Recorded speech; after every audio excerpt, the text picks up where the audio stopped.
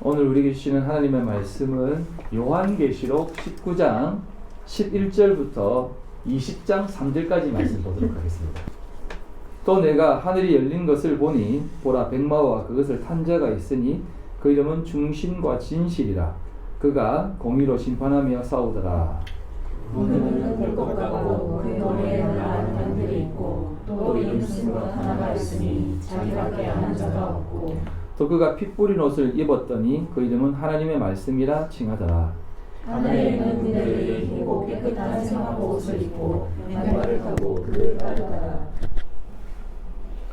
그의 입에서 예리한 금이 나오니 그것으로 만국을 치겠고 친히 그것을 철장으로 다스리며 또 친히 하나님 곧 전능하신 이의 맹렬한 진노의 포도주 틀을 밟겠고 그 옷과 그 다리에 이름을 쓴 것이 있으니 만왕의 왕이요 만주의 주라 하였더라. 또 내가 보니 한 천사가 태양 안에 서서 공중에 나는 모든 새를 향하여 큰 음성으로 외쳐 이르되 와서 하나님의 큰 잔치에 모여 왕들의 살과 장군들의 살과 장사들의 살과 말들과 그것을 탄 자들의 살과 자유인들이나 종들이나 작은 자나 큰 자나 모든 자의 살을 먹으라 하더라. 또 내가 보매 그 짐승과 땅의 임금들과 그의 군대들이 모여 그 말탄 자와 그의 군대와 더불어 전쟁을 일으키다가 짐승이 잡히고 그 앞에서 표적을 행하던 거짓 선지자로 함께 잡혔으니 이는 짐승의 표를 받고 그의 우상에게 경배하던 자들을 표적으로 미혹하던 자라.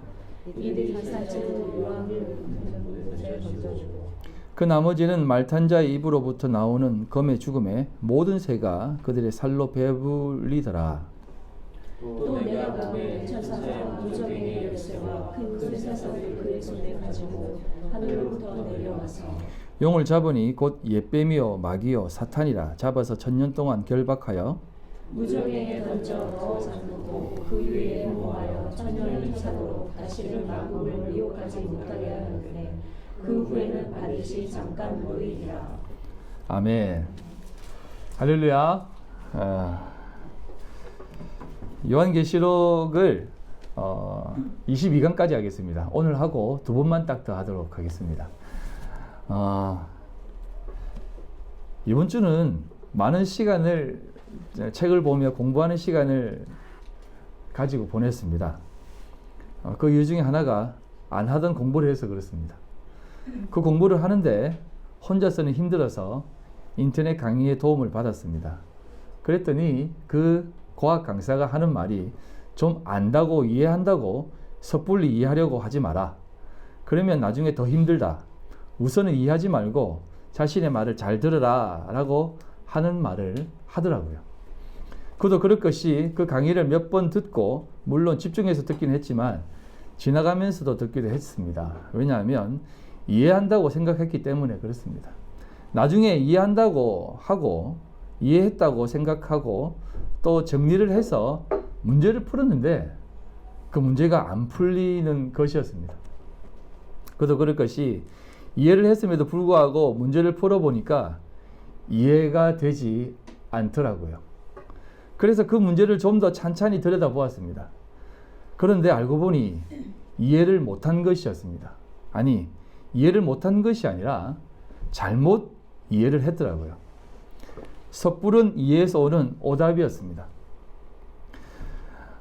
그런데 우리 신앙도 언제나 그렇습니다. 말씀을 듣다 보면 언제나 이해되어지는 것들이 많습니다. 그리고 그렇게 우리는 오랜 신앙생활을 해오고 있으며 우리가 이해했던 것들이 다 옳다고 생각을 해왔습니다. 가장 기본적인 생각들이 이런 것입니다. 하나님은 선하시다. 하나님은 사랑이시다. 우리를 사랑하셔서 언제나 복을 주신다. 어렵고 힘든 일들이 있으면 언제나 도와주신다. 기도하면 언제나 들어주신다. 그리고 기도를 할 때에는 내 마음을 내려놓고 하나님의 뜻을 구하며 기도하는 것이 맞다. 이런 것들입니다. 좀 더 생각을 하면 예수님은 하나님의 아들이시며 죄가 없으시다. 그리고 예수님은 우리를 위해 눈물 흘리시며 예수님은 우리를 사랑하셔서 성도들의 어려움과 아픔을 이해하시고 고쳐주신다. 그리고 그렇게 우리의 죄를 대신해서 죽으셨다라는 것들은 우리가 신앙생활 하면서 듣고 알고 배우고 이해해왔던 부분들입니다. 그런데 이해하고 왔다, 또 이해하고 알아왔다라고 생각을 하고, 또 심지어는 믿어 의심치 않았던 많은 부분들이 갑자기 이해가 되지 않을 때가 있습니다. 언제입니까? 바로 문제 앞에 섰을 때입니다. 인생 가운데 어떤 문제가 닥칩니다.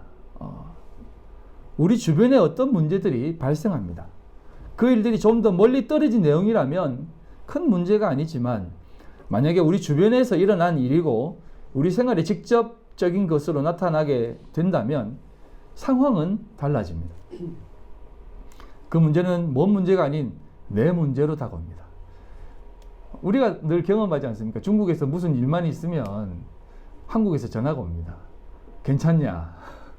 어머니, 굉장히 멀리 떨어진 곳의 일이에요. 그래도 중국이잖아. 이렇게 생각하면서 걱정을 합니다. 이 문제가 내 삶에, 내 주변에, 내 삶에 영향을 미칠 때에 늘 경험하는 것이 이와 같은 모습들입니다. 내가 하나님을, 내가 기독교를, 내 신앙의, 또 내 신앙의 믿음의 모든 모습들을 이해하고 또 알고 있다고 생각을 하며 왔는데, 사실은 그런 문제 앞에 섰을 때 전혀 이해하지 못하고 있구나라는 생각을 왕왕 경험하게 됩니다. 아니, 대부분 이렇게 생각을 합니다. 예를 들면 얼마 전에 있었던 수많은 사람들이 죽었던 일들을 바라본다라든지, 직접적인 사건은 언급하지 않겠습니다. 뭐 해상사고라든지 또 화재라든지 이런 것들을 보면서 우리는 어떤 생각을 가집니까? 이런 생각을 해보신 적 없습니까? 그러한 상황 속에서 하나님은 뭘 하고 계셨는가 라는 생각 말입니다. 심지어는 그 속에 하나님을 믿는 사람들도 분명히 있었을 것이거든요. 모태신앙인 사람들도 있었을 것이고, 하나님을 열심히 믿었던 사람들도 있었을 것입니다. 그런 것들을 보면서 과연 여러분들은 그동안 이해해왔던 것들이 이해되어지십니까? 하나님이 선하다고 했는데 과연 그런 모습 속에서 방관하시는 분이 선하다라고 생각하십니까? 심지어는 멀게 생각을 했을 때 이방 민족들을 완전히 진멸해서 도륙해버려라 라고 명령하신 하나님을 향해서 하나님은 선하시다, 사랑이시다라고 말할 수 있겠습니까? 도륙을 해가지고 인간적인 마음에서 짐승들, 괜찮은 것들을 좀 남겨두니까, 사울의 이야기입니다. 남겨두니까 사무엘이 와서 왜 남겨두었느냐, 다 죽이라고 하니까, 아니 괜찮잖아요, 좀 남겨두면 안 됩니까? 남겨줘서 두어서 하나님 앞에 드리는 건데 라고 하니까 사무엘이 하는 얘기가 이겁니다. 무슨 소리 하는 거냐, 다 죽여야지, 순종이 제사보다 나은데 순종해야지 라고 하는 겁니다. 여러분들이 이런 상황에 처했을 때 과연 순종할 수 있겠습니까? 네, 그렇게 하지요 라고 하는 그 대답을 쉽게 할 수 있겠습니까? 오늘날 생각하면 반인륜적인 행위인데도 불구하고 말입니다. 얼마 전에 상영했던 그 교회오빠라는 영화를 보면 더 그런 것을 느낄 수 있습니다. 아픔과 병듦을 다 치유하신다고 했는데 그 교회오빠라는 그 사람은 참 신실하더라고요. 아무리 아파도 하나님을 원망치 않더라고요. 그렇게 병마와 싸우면서 신실하게 살아왔는데 마지막 순간은 피골이 상접해가지고 정말 너무 볼품없이 죽어가더라고요. 우린 제3자의 입장에서 이렇게 생각합니다. 그래도 믿음 지키니까 다행이다.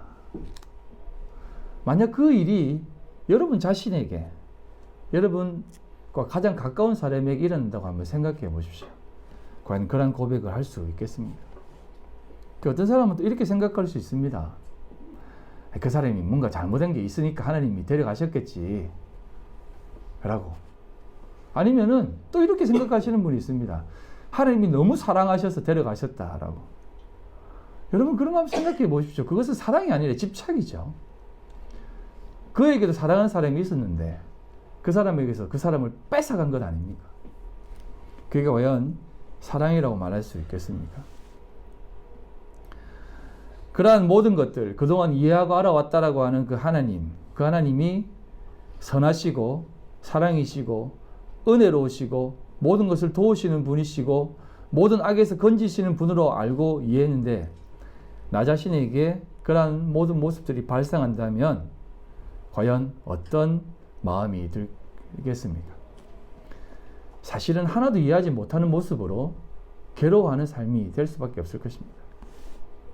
그러면 우리는 어떻게 해야 되겠습니까? 그래서 말씀을 다시 한번 깊이 있게 봐야 된다는 것이에요. 오늘 앞에 소개했던 과학 강사처럼 이해했다라고 생각하지 말고, 믿고 있다라고 생각하지 말고, 여러분들의 생각을 하나씩 둘씩 비워 나가십시오. 그리고 말씀을 다시 한번 차근차근 채워 나가십시오. 우리 믿음의 선배들은 거의 신앙을 소개하고 가르치고 전할 때 대전제를 가지고 시작을 했습니다. 하나님은 우리의 하나님이시고 최고의 신이고 조물주니까, 그러니까 무조건 믿어라. 그래야만 믿어야지. 그런 분인데 믿어야지. 무조건 믿어 이렇게 했습니다. 그리고 심지어는 예수 천당 불신지요. 예수 믿으면 천당 갈 수 있다. 예수 안 믿으면 지옥 간다. 그것으로 시작을 했습니다. 그리고 그것은 맞습니다. 맞는데 여러분, 그것으로 되어지느냐라는 겁니다. 하나님은 최고의 신인 것 우리 다 압니다. 이 세상 바라보면서 그냥 되어진 것이 아니다라는 걸 알고, 누군가가 만들었다는 걸 알고, 그것을 만드신 분이 하나님이라는 것 우리 알고 있습니다. 근데 그것이 여러분들의 삶에 어떤 영향력을 미칩니까? 그거 믿는다고 해서 여러분들 삶이 달라집니까? 기뻐집니까? 행복해집니까? 이해했다고 받아들인다고 믿는다고 해서 되어진 것은 아닙니다. 그것이 어떻게 보면 우리에게 있어서 중요한 문제이기 때문에 그렇습니다. 많은 믿음의 선배들, 특히 하나님을 열심히 믿었다라는 사람들 중에 참 많은 사람들이 이 고민을 합니다. 교회 문제. 네. 어떤 장로님이 교회 문제로 하도 스트레스 받아가지고 위장병이 도진 것이에요. 그래서 병원 가가지고 약을 지으니까 의사가 하는 말이, 마음에 평안이 필요하니 종교를 좀 하나 가지십시오. 이렇게 하는 진단을 듣고 괴로워서 해겠다라는 얘기, 잘 아는 일화 아닙니까? 여러분, 제가 왜 이런 얘기를 하냐면, 우리 기독교가 점점 종교가 되어지는 것이에요. 여러분, 종교가 뭐냐면 그냥 절대자를 믿는 것입니다. 그냥 내가 열심히 믿는 거예요. 그런데 이 기독교가 점점 더 종교가 되는 것 이상으로 하등 종교가 되는 것 같아요. 여러분, 고등 종교와 하등 종교의 차이가 뭐냐면, 고등 종교는 경전이 있는 겁니다. 성경을 그래도 성경이라고 또 생각하고 말씀이라도 그렇게 또 순종하고 따라왔는데, 이제는 점점 하등 종교로 되어져 가고 있어요. 말씀을 믿는 게 아니라 거의 그 말을 하는 사람을 믿는 것 같아요. 하등 종교가 뭐냐면 경전 없이 무당을 믿는 게 하등 종교예요. 말씀은 그냥 덮어놓고 그 말하는 사람만 그렇게 믿고 따르고 있는 것이에요. 한국이든 중국이든 그런 모든 모습들은 문제 앞에 섰을 때 더욱더 확인되어지고 드러납니다. 한국 교회를 보면 더 그렇지 않습니까? 이런 상황이 되니까 더 믿음으로 갑니다. 그냥 믿자. 심지어는 나한테 오면 코로나 안 걸린다 하지 않습니까? 코로나하고 믿음하고 무슨 상관이 있어요? 저도 한번 그렇게 해볼까요? 우리 교회에 오면 코로나 안 걸린다. 참 어이가 없지 않습니까? 그리고 또 반대급부적으로 교회가 세상 가운데에서 본이 되어야 된다라고 해서 세상이 바라는 모습으로 또 행합니다. 좋은 모습을 취하는 거죠. 더 법을 지키려고 하고, 이제 큰 교회는 보기 안 좋으니까 막 더 갈라가지고 더 나누어서 간소화시키면서 존경을 받습니다. 야, 저런 교회도 있네, 저런 목사님도 있네, 훌륭하네 라고 하면서 믿지 않는 사람들도 다 박수 치줍니다. 그럼 또 좋아하면서 역시 우리 교회는 잘하고 있어라고 생각합니다. 여러분, 그것도 정말 어리석은 모습인 거 아세요? 하나님의 일하심이 그런 겁니까? 앞에서 말씀했듯이 우리의 신앙이 세상에 이해되어지는 것이 신앙생활이에요. 구약의 말씀도 마찬가지지만 예수님이 했던 모든 행동들도 세상이 이해하는 방식들이 아니었어요. 세상 모든 사람들이 이해하지 못하고 갸우뚱한 모습들로 메시아의 자리에 계셨습니다. 그런 것들을 보면서 우리가 과연 어떻게 해야 될까요? 기독교는 점점 더 가난해지고 있는 것을 보면서 돈이 없는 것이 아니라 점점 더 가난한 모습으로 변질되어지는 것을 보면서 참 가슴이 아픕니다. 제가 왜 이렇게 서론을 길게 했느냐면 우리가 가지는 모든 신앙의 모습들이 너무 기본에 머물러 있습니다. 기본에서 기초도 못 쌓고 있는 거예요. 그냥 하나님을 믿는다라고 하는 그 열심만 가득하지 하나님이 누구냐에 대한 것들은 전혀 모른다는 것이에요. 하나님이 이 세상 가운데 어떻게 일하시느냐에 대한 부분들은 전혀 모른다는 것이에요. 기초를 쌓아가야 되는 것입니다. 지금 우리가 나누고 있는 것은 계시록입니다. 계시록은 기본은 가르치는 것일까요? 그 기본을 토대로 한 우리의 삶의 최종적인 모습을 이야기하는 것일까요? 계시록은 우리에게 있어서 최종적인 모습을 가르치는데 앞으로 되어지는 종말에 대해서 가르치는 것이 아니라 완성에 대해서 가르치는 것이에요. 완성에 대해서. 여러분, 이건 큰 차이가 있어요. 앞으로 우리가 종말을 향해 가고 있고 그 마지막 끝이 이렇게 되니까 조심해라. 이게 아니에요. 계시록은 완성 자체, 종말이 어떤 모습인가를 딱 완성해서 우리에게 던지는 말씀입니다. 그래서 그 내용을 완성된 그 모든 동그라미, 말려있는 것을 펼쳐놓은 세상 가운데 우리가 산다라고 말씀을 드렸지 않습니까? 히브리서 1장 10절로 14절입니다. 이 내용을 이렇게 소개하고 있습니다. 또 주여, 태초에 주께서 땅에 기초를 두셨으며 하늘도 주의 손으로 지으신 바라. 그것들은 멸망할 것이나 오직 주는 영존할 것이요. 그것들은 다 옷과 같이 낡아지리니 의복처럼 갈아입을 것이요. 그것들은 옷과 같이 변할 것이나 주는 여전하여 연대에 다함이 없으리라 하였으나 어느 때의 천사 중 누구에게 내가 내 원수로 내 발등상이 되게 하기까지 너는 내 우편에 앉아 있으라 하였느냐. 모든 천사들은 섬기는 영으로서 구원받을 상속자들을 위하여 섬기라고 보내심이 아니냐. 자, 여기에 보면 하나님께서 천지 창조를 하시는데 왜 하셨다라고 나와 있습니다.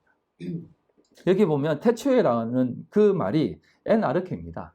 이게 이제 레시트라고 하는 그 베레시트 바라 엘로힘 그 단어예요. 처음 가장 먼저 시작되어지는 그것, 처음에 내가 이 세상을 어떻게 기초를 놓고 살았는지에 대해서 설명하면서 이렇게 얘기하는 겁니다. 그것들은 멸망할 것이다 라고 얘기합니다. 하나님이 이 세상을 창조하시는데 왜 창조하셨냐면 멸망할 것으로 창조한 것입니다. 멸망할 것으로 창조한다는 것이에요. 그러면서 반대로 말하는 게 뭐냐면 주는 영존할 것이다 라고 얘기합니다. 이 세상은 멸망할 것이고 나는 영원하다 라고 얘기합니다. 이 말이 무엇이냐면 그래, 세상은 앞으로 멸망할 것이다 라는 개념이 아니라 하나님께서 태초에 이것을 벌써 계획하셨다라고 하는 내용입니다. 여러분, 이것이 여러분들의 구원하고 직접적인 연관이 있는 것이에요. 여러분들은 구원을 받았습니까? 받을 것입니까? 받았습니까? 받고 있습니까? 받을 것입니까? 이걸 이제 신학자들이 구원의 3시제라고 하는데, 세 개 다 맞아요, 세 개 다. 예. 우리는 구원을 받았습니다. 과거예요. 그러나 지금 우리가 구원을 받고 있습니다. 현재입니다. 구원을 받았으니까 지금 이 자리에 있는 것이에요. 그리고 앞으로 우리는 구원 받을 것이에요. 하나님과 함께 영원한 나라에 있을 것입니다. 그런데 이게 왜 이렇게 구원의 3시제로 얘기했냐면 하나님의 영원하심, 그 무소부재하신 능력 때문에 그렇습니다. 이게 언약이거든요. 내가 용재 형제를 구원할 것이다 라고 하면 그건 내가 용재 형제에게 내가 앞으로 예배 끝나고 10원 줄게요 라고 하면 그건 확증이에요. 내가 10원이 없겠습니까? 예? 그 정도는 있는 사람이잖아요. 그래서 영정제는 나는 10원을 가진 사람으로 확신하는 거예요. 내가 만약에 100억 주겠습니다 하면 정말 목사님입니다. 안 믿어요. 이거는 구원, 그 돈이 생길 것이다 라고 하는 막연한 기대만 있는 것이지 그건 확정된 게 아닙니다. 그런데 내가 10원을 줄 것이다 하면 그건 확정이에요. 내가 줄 수 있는 거니까. 마찬가지입니다. 하나님이 내가 너희를 구원할 것이다 라고 하면 그건 구원한 것이에요. 왜? 하나님이시니까. 마찬가지입니다. 내가 이것을 멸망할 것이다 라고 하는 것은 이미 이 세상은 멸망되어진 것입니다. 멸망되어진 것이에요. 그런데 우리는 지금 멸망되었습니까? 안 되었습니까? 안 되었어요. 그래서 하나님이 이 세상을 멸망하기 위해서 만들었다라고 말해도 되는 것입니다. 그래서 이렇게 말하는 것입니다. 의복처럼 갈아입을 것이다 라고 하는 이 단어가 어떤 단어냐면 이 의복처럼 갈아입는다라고 하는 말은 의복같이 지금 이 세상이 둘둘둘둘 말려있다라는 겁니다. 말려있다. 이 단어가 바꾸어 입는다라는 게 아니라 펠리소라고 하는 단어인데요. 이거는 둘둘둘 말아져 있다는 겁니다. 그래서 내가 이 둘둘둘둘 말려있는 세상을 지금 쭉 펼쳐놓은 것인데 내가 나중에 너희들이 그때는 모른다. 하지만 이걸 내가 다시 말아버릴 것이다. 다시 둘둘둘 말아버릴 것이다. 말아놓은 것을 펼쳐놓았는데 다시 말아버린다는 것입니다. 그게 우리가 지금 살고 있는 이 세상이에요. 그래서 하나님께서 우리에게 이런 것들을 하시면서 계시록의 내용도 그렇게 우리에게 가르쳐 주시는 것이에요. 성경도 완성된 언약 가운데 우리에게 주신 하나님의 계시입니다. 그럼 이것은 완성된 것일까요? 완성된 것이 아닐까요? 물론 우리 입장에서는 완성된 것이 아니라고 말할 수 있지만 하나님이 이미 말씀하셨기 때문에 그의 입에서 나온 말이기 때문에 이건 완성된 것입니다. 확증된 것이고 분명한 것이다라는 것이에요. 그래서 우리는 종말이라고 생각하지 마세요. 종말론적 삶을 사는 것은 완성의 삶을 사는 것입니다. 나는 이미 죽었고 부활해서 하나님과 함께 있는 삶을 사는 것이 이미 종말을 취한 자들의 모습이고 완성된 자의 모습이라는 것입니다. 그래서 이 계시록을 읽으면서 복된 소식이다. 감사와 기쁨과 감격이 찬송이 터져 나오는 것입니다.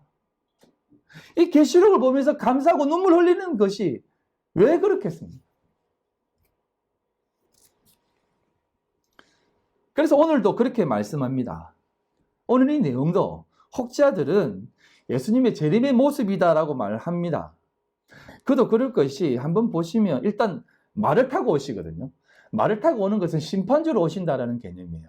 그렇기 때문에 예수님이 다시 재림하는 모습이다라고 말을 해도 틀린 말은 아닙니다만 이게 그렇게 앞으로 되어지는 모습 속에서 심판주로 오신다라고 하는 얘기가 아니라 이미 우리 속에 그런 모습으로 오셔서 그렇게 자리하셔서 그 일들 행하시고 있다라는 모습으로 보셔야 된다는 것이에요. 그래서 사도 요한이 내가 또 보매, 내가 또 보매, 내가 또 보매 이런 얘기를 계속 하는 것입니다. 자, 보시면 재림의 주로 오는 모습이 말을 타고 오신다라고 한다면 성경과 상충이 돼요. 예수님이 재림주로 오실 때 구름 타고 오시는데 말을 타고 흰 말을 타고 막 오신다고 생각해 보세요. 좀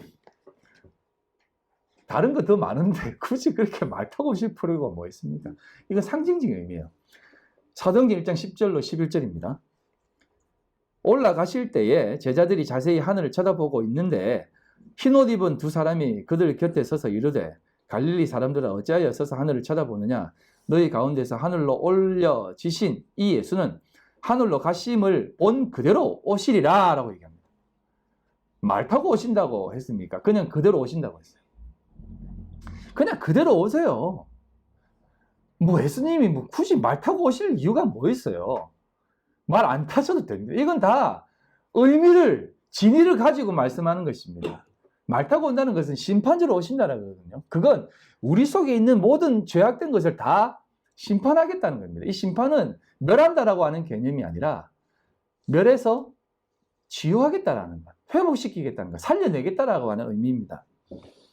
그래서 그것을 통해서 말씀하는 게 뭐냐, 말을 타고 오시는데 그의 이름이 뭐라고 얘기하냐면 충신이요 진실이다라고 했는데, 이 충신 뭐 이순신 장군이라든지 뭐 최진실 이런 얘기가 아니에요.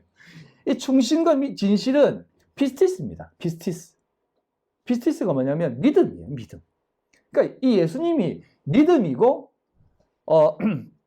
이 그 진실이라고 하는 말이 뭐냐면 이게 이제 디카이오시네입니다. 공의를 가지고 심판하시는데 이게 뭐냐면 그냥 진실 아니에요. 진실한. 그냥 참된 진실한 그분이, 그게 이름이에요. 믿음이고 진실한 모습이고 공의로 오신다는 겁니다.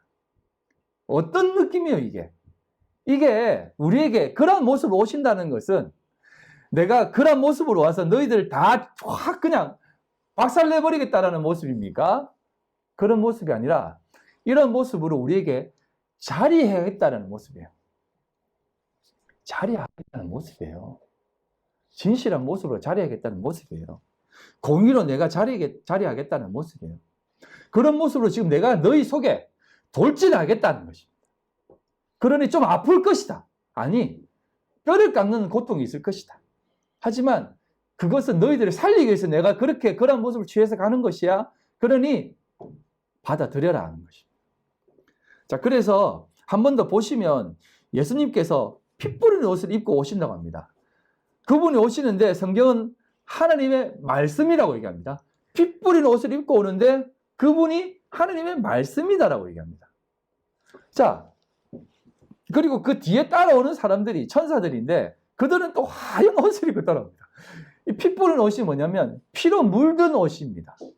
예수님이 오시는데 피로 물든 옷을 입고 오고 그 다음에 하나님의 말씀이다라고 하는 이름을 가지고 오는데, 여러분 좀 잘 들어보시기 바랍니다. 이거 오늘만 좀 잘 들으시면 또 그 다음이 쉽게 잘 넘어가요. 좀 어려운데 얘기 좀 많이 할 거예요. 좀 방대한 얘기를 하는데 잘 들으셔야 됩니다. 그렇게 오는데 뒤에 따라오는 사람은 흰말 하얀 옷 입고 온다는 겁니다. 무슨 말이냐면 예수님 자신이 그 모든 것을 다 짊어지고 가겠다는 것입니다. 뒤에 오는 하얀 옷 입고 오는 사람들은 그냥 들러리라는 것이에요. 전쟁을 하러 오는데 무슨 하얀 옷 입고 옵니까? 이건 깨끗한 하나님의 백성들이 그 하나님의 예수 그리스도의 그 뜻을 인정하고 따라가고 따른다라는 의미예요. 그래서 그분이 쭉 내려가는 겁니다. 그런데 그분이 어떤 모습으로 오냐면 왕관을 쓰고 온다는 것입니다. 왕관을 쓰고 오는데 제가 얘기했지 않습니까? 이때 쓰는 왕관이 디아데마입니다. 디아데마. 이 왕관이 디아데마. 이 왕관이 어떤 왕관이냐면 계시록 12장 1절로 5절입니다. 계시록 1장 1절로 5절.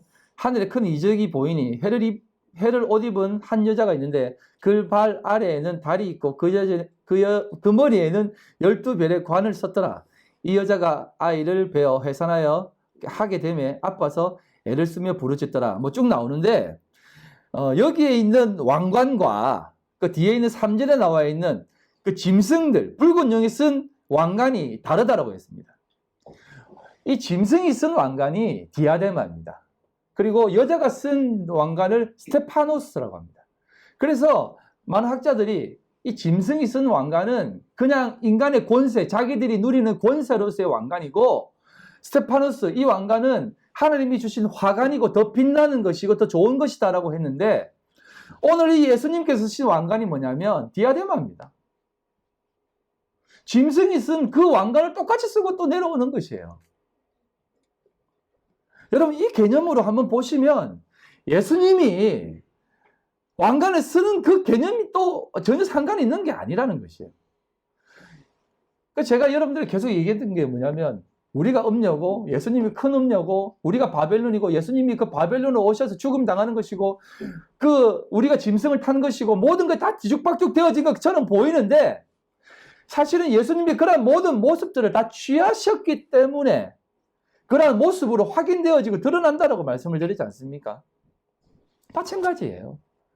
예수님이 피로 쪄든 옷을 입고 우리 가운데 들어오시는 모든 모습들이 이러한 모습으로 온다는 것입니다. 그런데 그게 바로 믿음이고 참된 것이고 공의라는 것입니다. 왜? 하나님이 그 모습을 취해서 우리 가운데 보내셨기 때문에. 그래서 여러분 한 번 더 생각해 보십시오. 하나님이 선하다, 하나님이 사랑이시다라고 하잖아요. 그런데 여러분, 우리 개념에서 하나님 볼 때 그 하나님이 선하세요? 전쟁을 하면 남녀노소 어린아이들까지 다 죽여버리라고 하신 그분이 선하세요? 우리를 교살시키고 있는 거예요.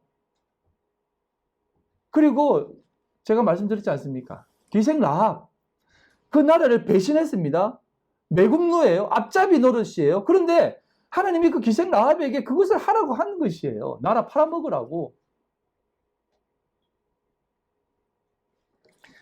그렇게 하신 하나님이 선하다고 생각하세요? 여러분, 여러분의 생각이 하나님을 생각하지 마세요.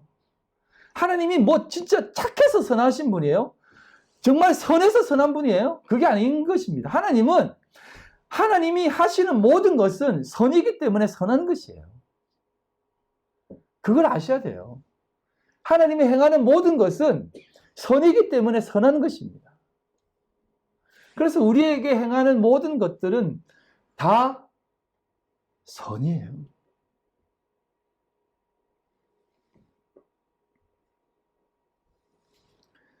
그런 모습 속에서 예수 그리스도도 보셔야 되는 것입니다. 그래서 그분이 피로 물든 옷을 입고 오신다는 겁니다. 자, 계시록 19장 15절 말씀 보겠습니다. 그의 입에서 예리한 검이 나오니 그것으로 만국을 치겠고 또 그들을 철장으로 다스리며 또 친히 하나님 곧 전능하신 이의 맹렬한 진노의 포도주를 밟겠다라고 합니다. 자, 어떤 학자들이 이렇게 얘기합니다. 피 묻은 옷을 입고 오는 그것은 이유가 뭐냐면 그 치열한 전투 속에서 예수님이 그 악한 것들을 바벨론에 쳐부수다가 피 묻은 옷이다라고 얘기해요. 근데 지금 말하는 게 뭡니까? 맹렬한 진노의 포도주 틀을 바른다고 합니다. 빨간 옷 입고 오고 나서 진노의 포도주를 바른 거예요. 전쟁 전에 피 묻은 옷을 입고 오신다는 겁니다. 그래서 이런 부분들은 사실 앞뒤가 맞지 않습니다. 진노의 포도주 틀을 바른다는 개념이 무엇이겠습니까? 예리한 검, 이것은 말씀을 가지고 나오는 겁니다. 말씀을 가지고 만국을 치겠다는 것인데, 그리고 철장으로 다스린다는 것은 쇠막대기로 다스린다는 것이거든요. 이것도 하나님의 그 권세를 가지고 다스린다는 개념이에요. 하나님이 그에게 권세를 주셨습니다. 자, 그래서 이렇게 오시는 모습으로 우리에게 오시는데, 여러분 이게 여러분 좀 잘 보시기 바랍니다. 진노의 모습으로 오는 것처럼 보이지만 이게 하나님이 진리의 말씀을 가지고 오는 모습이에요. 그래서 예수님을 믿음, 진리, 참, 공의, 그리고 하나님의 말씀이라고 하는 이름을 붙이신 것이에요. 그래서 이 내용을 보면 한 번 더 이 16절을 보고 또 말씀을 드리겠습니다. 16절에 보면 그 옷과 그 다리에 이름을 쓴 것이 있으니 만왕의 왕이요 만주의 주라고 얘기합니다. 그 옷과 그 다리에 이름을 썼다고 합니다. 왜 만왕의 왕이요 만주의 주라는 이 내용을 옷에 쓰고 다리에 적었을까요? 여러분, 이 옷이라고 하는 이 옷이 어떤 옷이겠습니까? 신앙생활 좀 이제 저하고 좀 신앙생활 하신 분들은 옷이 상징하는 것을 아실 겁니다. 하마티온이라고 하는 이 옷은 겉옷입니다. 겉옷. 호지 않는 옷. 통짜 옷입니다. 예수님이 입고 계셨던 옷이고 예수님의 그 은혜가 담겨진 옷이에요. 그래서 주의 옷자락으로 우리를 덮으소서라고 하는 그 내용이 다 그렇게 연결되는 것입니다. 룻이 시편에 나와 있는 다윗이 덮어주소서라고 하는 그 옷, 날개, 옷자락, 하마르티온 다 같은 개념이에요. 마태복음 9장 20절 21절입니다. 12해 동안이나 혈루증으로 앓은 여자가 예수의 뒤로 와서 그 겉옷가를 만지니 이는 제 마음에 그 겉옷만 만져도 구원을 받겠다 함이라.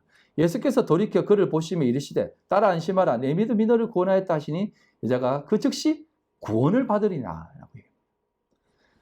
12해, 이 10이라고 하는 상징 제가 나중에 뒤에 말씀드리겠습니다. 이 10이라고 하는 상징적 의미가 있습니다. 이건 뭐냐면 완성된 아들의 숫자입니다. 12회 혈우병 걸렸다는 것은 자신의 그 모든 삶의 모든 순간순간 정말 그 죄악된 가운데 살았다는 개념이에요. 그런데 그 12회가 채워진 그 이후에 예수님에게 찾아가 옷자락을 만지는 겁니다. 여러분, 예수님이 치유하려고 한 것이 아닙니다. 옷자락만 만지면 치유될 것이다 라고 하는 그 생각으로 옷자락 잡은 거예요. 그렇게 잡으니까 그 여자가 어떻게 마음 먹고 잡습니까? 옷자락 잡으면 내 병이 치유하겠다라고 합니까? 아니면 구원받는다고 했겠습니까? 구원받는다라는 마음으로 잡았어요. 그러니 예수님께서 딸아, 걱정하지 마라. 네 죄 사함 받았다 라고 얘기합니다. 이제 너 완성되었다 라는. 그게 옷자락이에요. 그게 옷자락. 그리고 여기에 나오는 이 다리는 무엇일까요? 이 다리는 메로스라고 하는 다리인데 이건 그냥 다리가 아니라 이 메로스라고 하는 다리는 허벅다리입니다. 허벅다리. 넓적다리, 허벅다리예요. 이 단어가 어디에, 히브리어에 어디에 나오냐면 창세기 32장에 등장합니다. 이 히브리어 허벅다리, 이 야레크라고 하는 단어인데요. 창세기 32장 24절로 25절. 야곱은 홀로 남았더니 어떤 사람이 날이 새도록 야곱과 씨름하다가 자기가 야곱을 이기지 못함을 보고 그가 야곱의 허벅지 관절을 치매 야곱의 허벅지 관절이 그 사람과 씨름할 때에 어긋나더라 라고 합니다.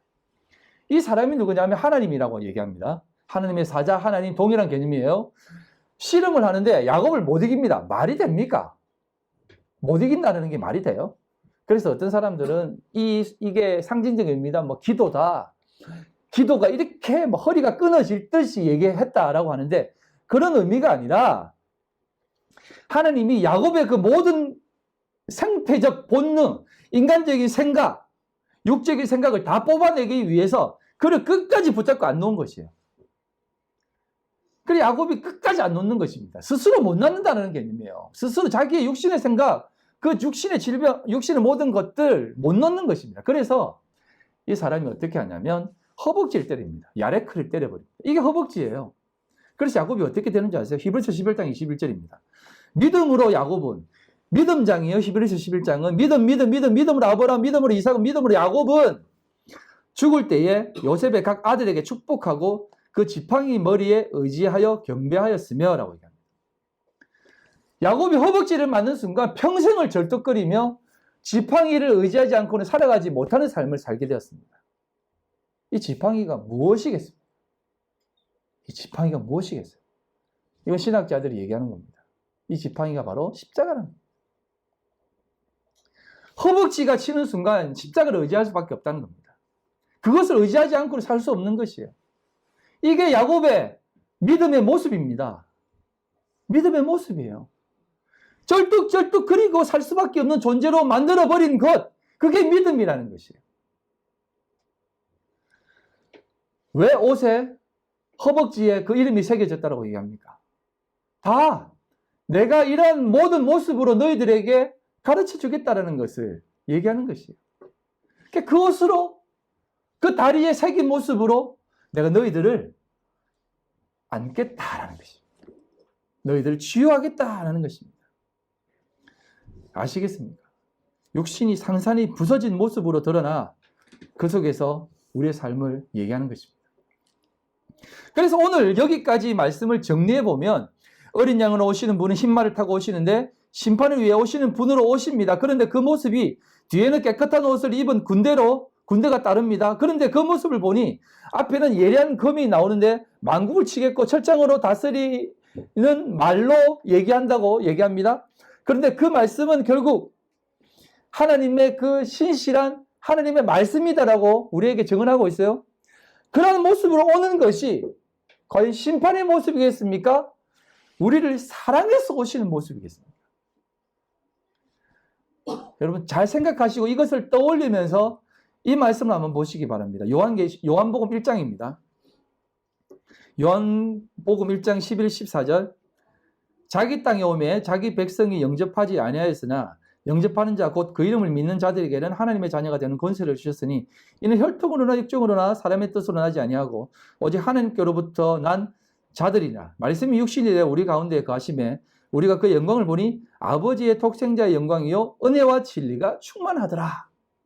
한번 보시면 예수님이 그 초림하실 때 모습을 그린 거거든요.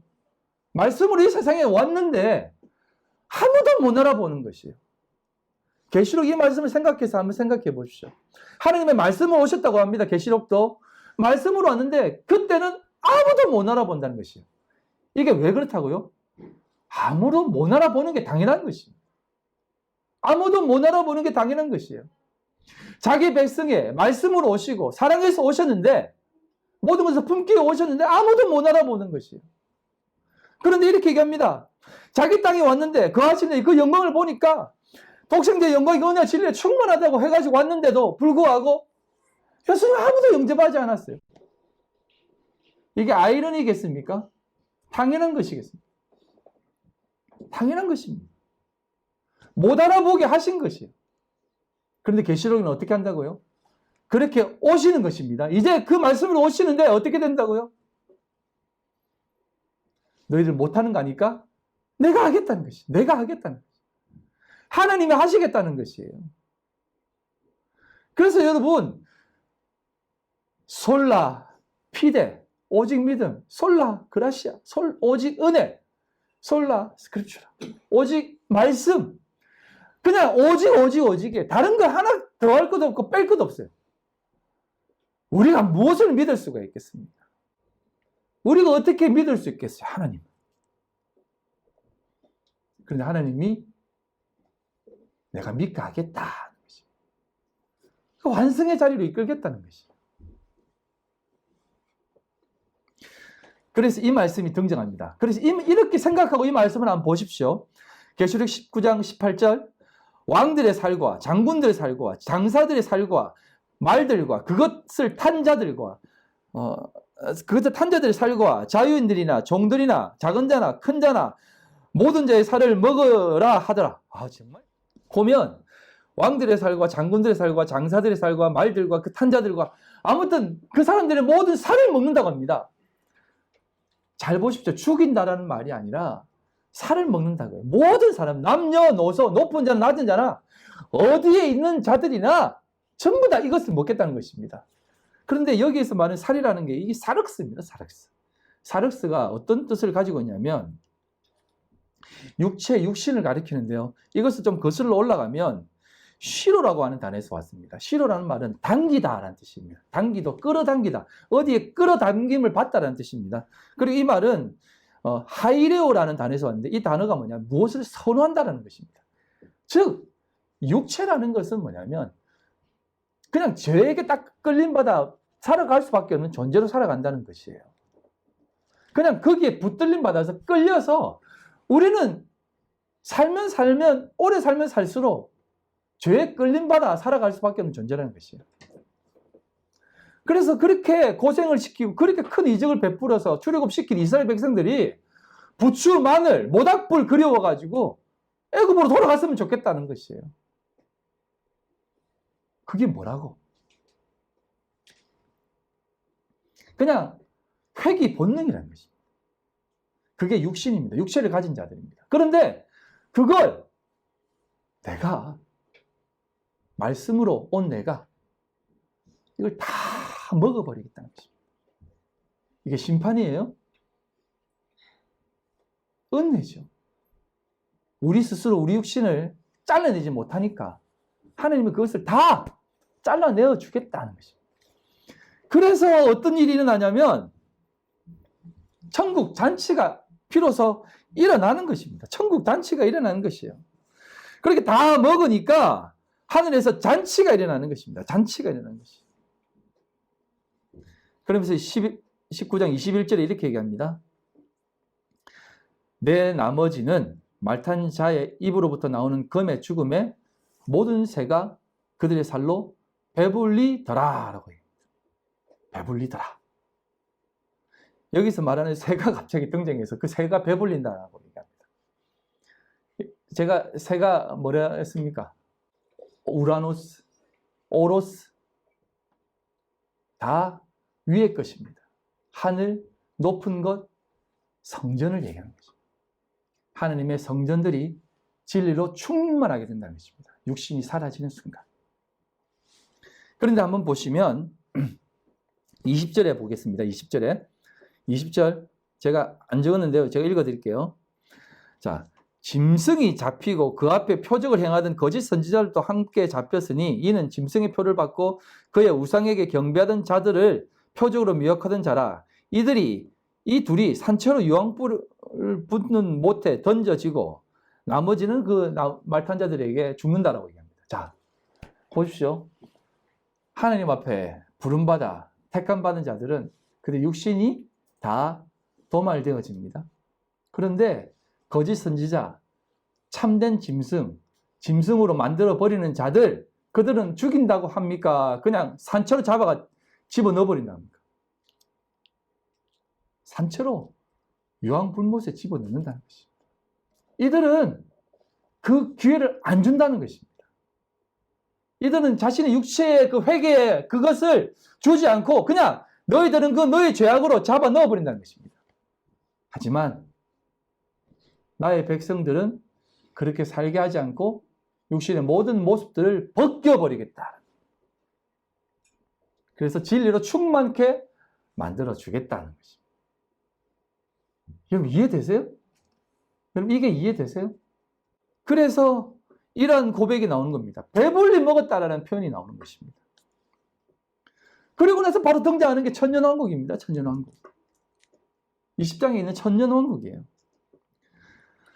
여러분, 천년왕국이 무슨 앞으로 하나님의 백성들이 다 승리를 해서 예수 그리스도가 이렇게 왕노릇하게 해가지고 이 땅에서 진짜 풍성한 충만한 삶을 산다라고 하는 삶으로 살아가게 하는 것이 천년왕국이겠습니까? 아니면 여러분 속에 있는 그 모든 육체의 모습, 육체의 죄악된 생각들, 거짓들, 그것이 다 도말되어지고 진리로 충만하게 되어 하나님과 함께 동행하는 삶이 천년왕국이겠습니다. 제가 말씀드렸지 않습니까? 우리가 아무리 잘 먹고 잘 살고 만수르 황금 아이폰이 있다고 하더라고요. 3억짜리인가? 황금으로 된 아이폰이 있다더만요.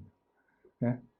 누가 사겠냐니까 만수르 사겠죠. 만수르는 한번 사겠죠. 그거 들고 있다고 그게 천국의 삶이겠어요? 너무나 행복하고 너무나 잘 먹고 너무나 좋은 모습으로 자기가 원하는 거 다 하는 세상을 산다고 그거 천국이겠어요? 여러분 좋게 생각하지 마세요. 하나님을 마음껏 예배하고 하나님을 마음껏 찬양하고 하나님을 마음대로 전해도 잡혀가지도 않고 심지어는 예수 믿지 않는 사람들은 계속 실패하고 거지가 되고 예수 믿는 사람들은 그냥 여기 투자해볼까 하는 순간 그것이 배로 올라가고 그런 것이 천년왕국일까요? 아니요. 그런 게 아닙니다. 천년왕국이란 하나님의 그 온전하심 그 가운데에서 진리로 충만하여서 그 어디나 하늘나라라고 고백하는 그 사람이 살아가는 삶의 자리, 그 모든 현장, 그 순간이 천년왕국이고 하나님 나라고 천국이에요. 그러지 않고 아무리 좋은 거 먹고 좋은 거 살아도 그 사람한테 그것은 절대 천국이 되지 않습니다. 천년왕국이 무슨 환타지 소설처럼 그런 곳이겠습니까? 아니요. 여러분 안에 일어나는 참된 하나님의 나라입니다. 그걸 하나님이 주겠다는 것이에요. 근데 나중에 안타까운 것은 이 진리로 가득 찬 사람, 진리를 전하는 사람이 한 사람, 두 사람 줄어갈 것입니다. 왜냐하면 그게 성경의 내용입니다.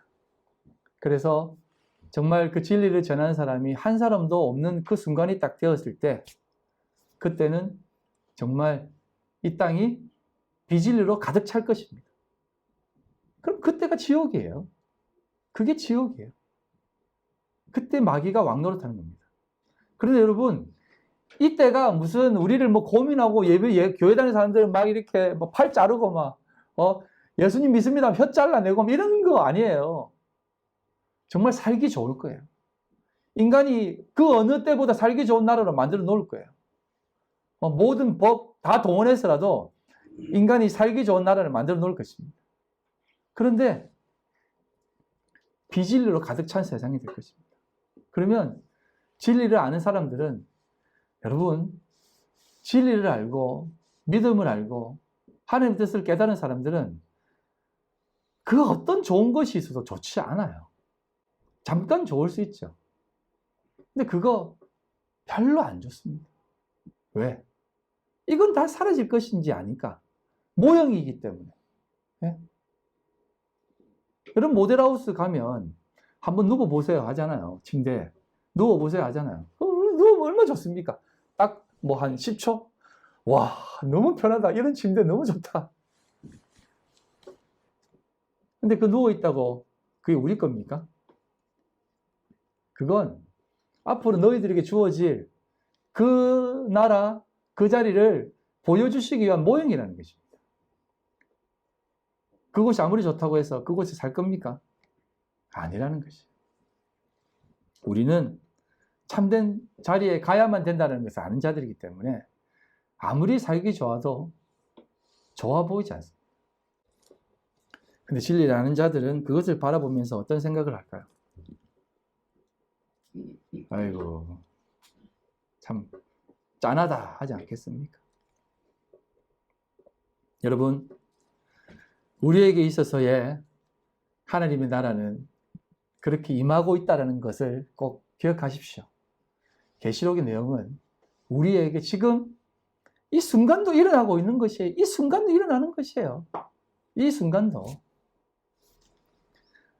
그래서 오늘 제가 여러분들에게 이제 말씀드리고자 했던 24장로, 12, 7이라고 하는 숫자가 자리하는 게 무엇인지에 대해서 설명드린다고 했지 않습니까?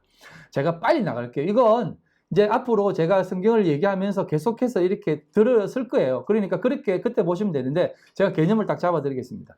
24장로라는 것도 다 상징적입니다. 무슨 말이냐면 12지파, 12제자 이것이 합쳐져서 24장로입니다. 그런데 왜 24장로라고 하냐면 10이라고 하는 숫자는 아들의 숫자입니다. 그러니까 그 12지파라는 개념이에요. 그것은 씨라는 개념이거든요. 그것을 통해서 하나님의 믿음의 계보가 이어진다라고 하기 때문에 그것은 아들의 숫자거든요. 그런데 왜 24장로라고 했냐면 장로라고 하는 말이 뭐냐면 완성된 자라는 뜻이에요. 나이가 들었다라는 것은 뭐냐면 성경에서 당신은 나이가 들은 사람이다 말하고 당신은 아직도 어린애다라고 하는 것은 나이에 많고 적음이 아닙니다. 나이가 아무리 많아도 아직 당신은 여전히 어린아이다라고 하는 그것은 뭐냐면 이제 성경은 찾지 않겠습니다. 성경이 뭐라고 하냐면 우유 먹고 부드러운 음식을 먹는 사람을 어린아이라고 합니다. 아직 유아라고 얘기합니다. 하지만 단단한 것을 먹고 딱딱한 것을 먹은 사람을 가리켜서 어린애라고 얘기합니다. 그 말이 뭐냐면 진리를 깨달아 많은 것을 가지고 있는 사람들이 장로거든요. 그래서 24장로들은 진리로 충만한 사람들이 그곳에 올라가 있는 것입니다. 그래서 그들이 24장로고요. 그러면 이제 10이라고 하는 숫자는 뭐냐면 12지파, 12제자라는 개념이에요. 여러분, 이건 조금 이제 빨리 지나갈게요. 그냥 여러분들 듣고 그냥 넘어가십시오. 12지파가 생깁니다. 근데 나중에 뭐가 빠져요? 요셉이 빠집니다. 그리고 므낫세와 에브라임과 므낫세가 생깁니다. 그런데 이 요셉이 빠지는 이유가 있습니다. 그건 뭐냐면 요셉은 예수 그리스도를 모형하거든요. 그래서 그 12지파 가운데서 한 사람이 대표성을 가지고 빠져버린 겁니다. 근데 그 빠진다라고 하는 건 뭐냐면 대표성을 가지고 너희들을 대표해서 내가 없어지겠다는 겁니다. 이건 죽는다는 개념이에요. 그래서 바로를 아버지 삼아 내가 이곳에 와서 산다라고 하는 개념을 가지는 것이에요. 그래서 요셉이 빠지고 에브라임과 므낫세가 들어옵니다. 자, 그런데 이걸 예수님이 예표했다고 하지 않습니까? 그럼 12지파가 이제 뒤로 가서 어떻게 되냐면 12제자로 자리합니다.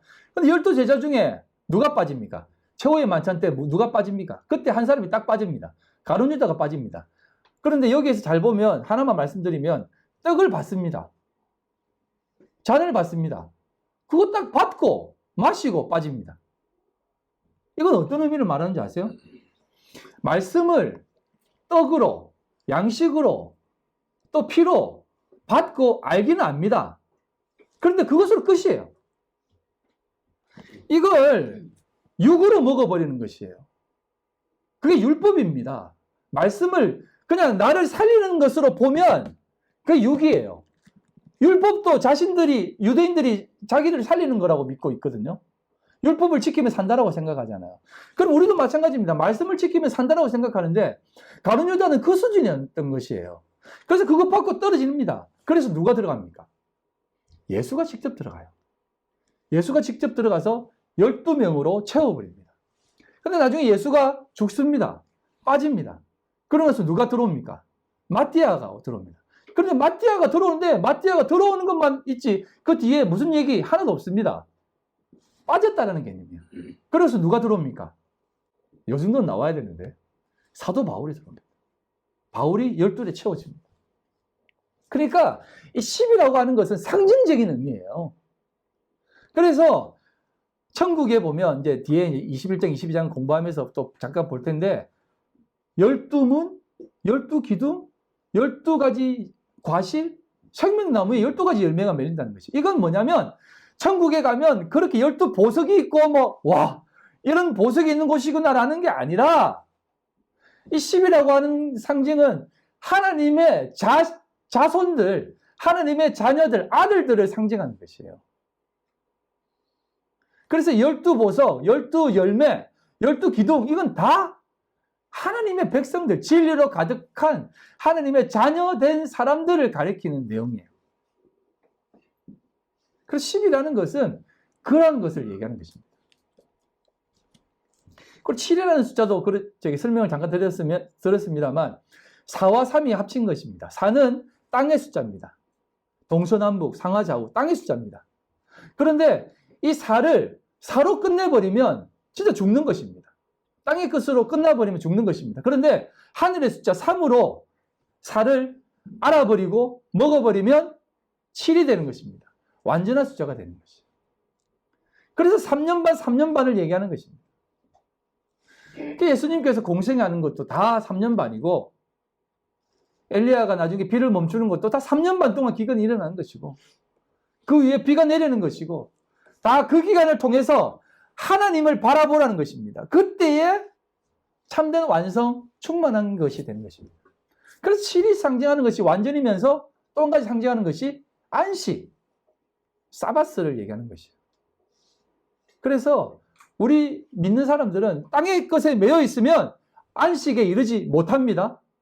하지만 이 땅의 것으로 하늘을 바라보는 순간 참된 안식을 얻게 되는 것이죠.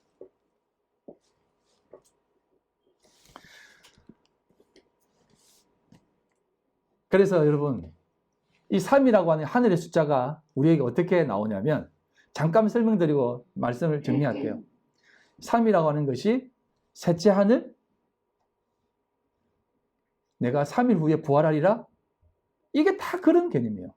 내가 성전을 헐라, 내가 3일 만에 다시 살리겠다라고 하는, 거기에는 3일이라는 말이 없어요. 그냥 세 번째 다시 살리겠다는 개념이에요. 그래서 여러분, 하나님의 진리가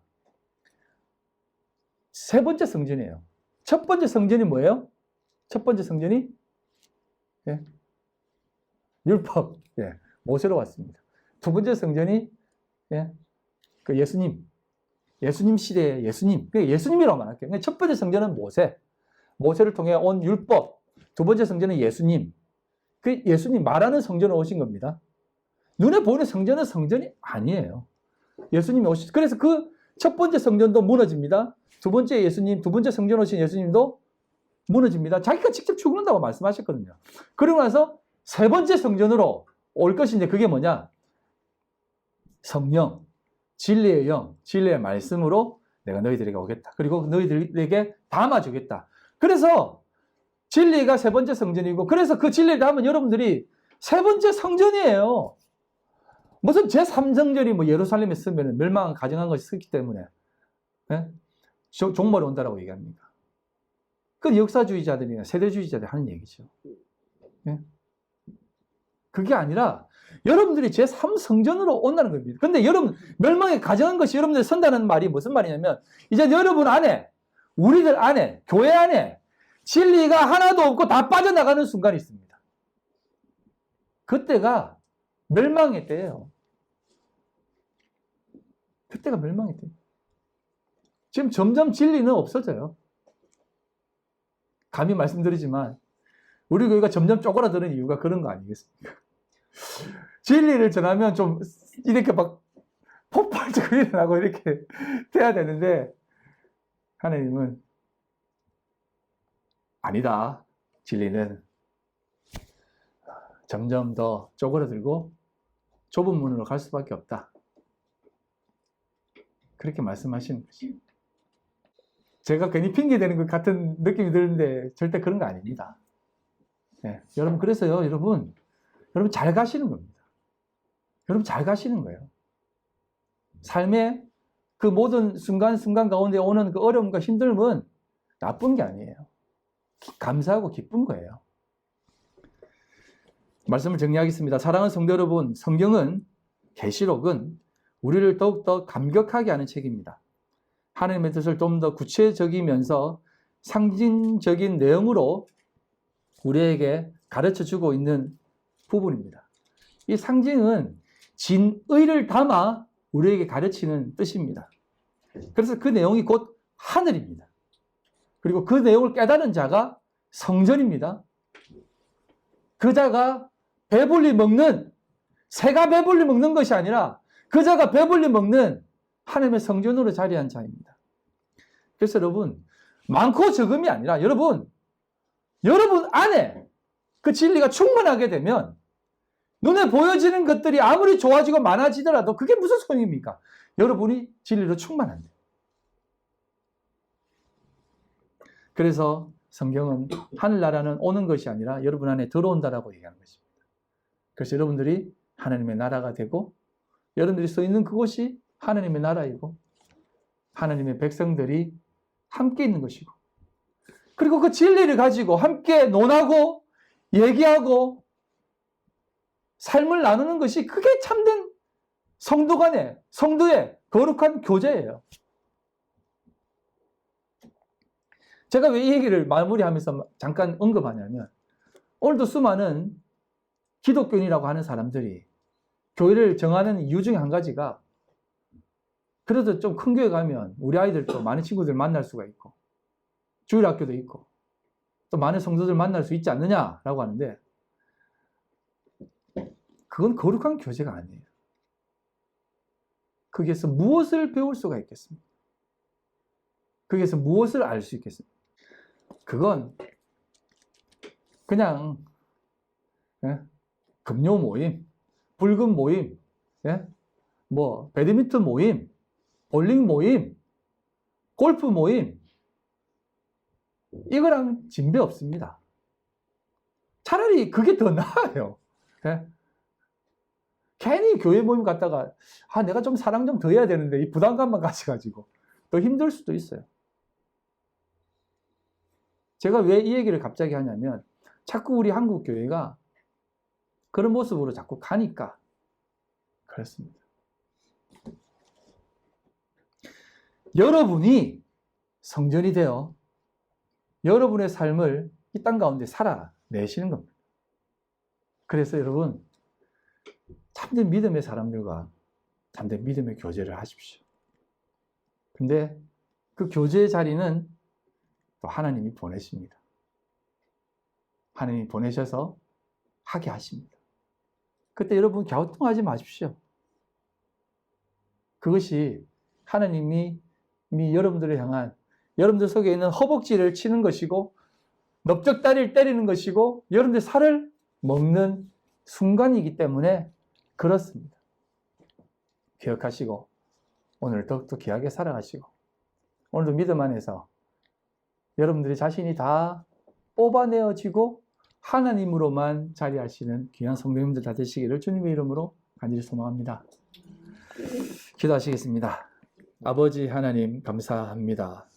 오늘도 우리 가운데 역사하시는 그 놀라운 계획 가운데에 오늘도 있게 해주심에 감사를 드립니다.